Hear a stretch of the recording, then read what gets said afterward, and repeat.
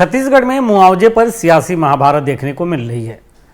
दरअसल जम्मू कश्मीर में छत्तीसगढ़ के 2 श्रमिकों की आतंकवादियों ने नृशंस हत्या कर दी। छत्तीसगढ़ सरकार की ओर से इन दोनों श्रमिकों के परिजनों के लिए 20-20 लाख रुपए मुआवजा की घोषणा मुख्यमंत्री विष्णुदेव साय ने की है।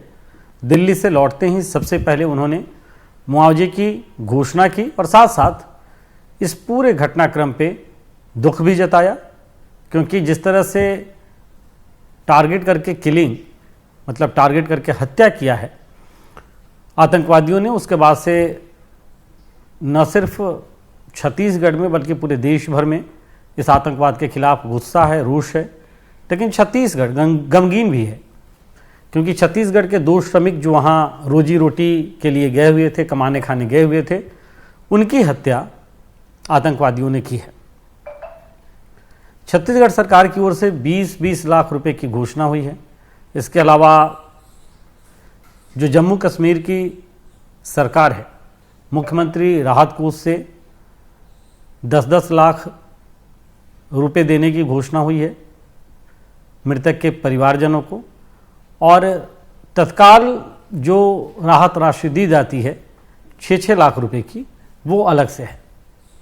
मतलब अगर हम कुल मिलाएं तो ये करीब 36 लाख रुपए एक परिवार को मिलने वाली राहत राशि हो रही है।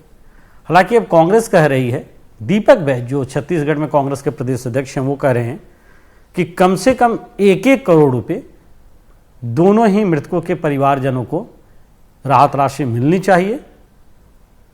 साथ साथ वो षड्यंत्र और साजिश का भी सवाल उठाते हुए इस पूरे आतंकी हमले में कहीं ना कहीं आरोप लगा रहे हैं, सवाल खड़े कर रहे हैं। दूसरी तरफ अगर कहा जाए तो जिस तरह से ये आतंकी हमला हुआ है, नृशंस हत्या हुई है, तो अब अलग अलग रिएक्शन भी अलग अलग नेताओं के आ रहे हैं। गृह मंत्री विजय शर्मा छत्तीसगढ़ के डिप्टी सीएम भी हैं, उन्होंने इसकी घोर निंदा की है और साथ साथ केंद्र सरकार की ओर से मुंहतोड़ जवाब आतंकियों को दिया जाएगा, इस बाबत भी उन्होंने बयान दिया है। इसी तरह से चाहे भारतीय जनता पार्टी के सांसद संतोष पांडे हो या विजय बघेल हो या दूसरे नेता हों, सब इस मामले को लेकर कहीं ना कहीं कांग्रेस जो बयान दे रही है, जिस तरह से सवाल खड़े कर रही है, उस पर तो पलटवार कर ही रहे हैं, साथ साथ मुंहतोड़ आतंकियों को जवाब दिया जाएगा, इस बात को भी दोहरा रहे हैं।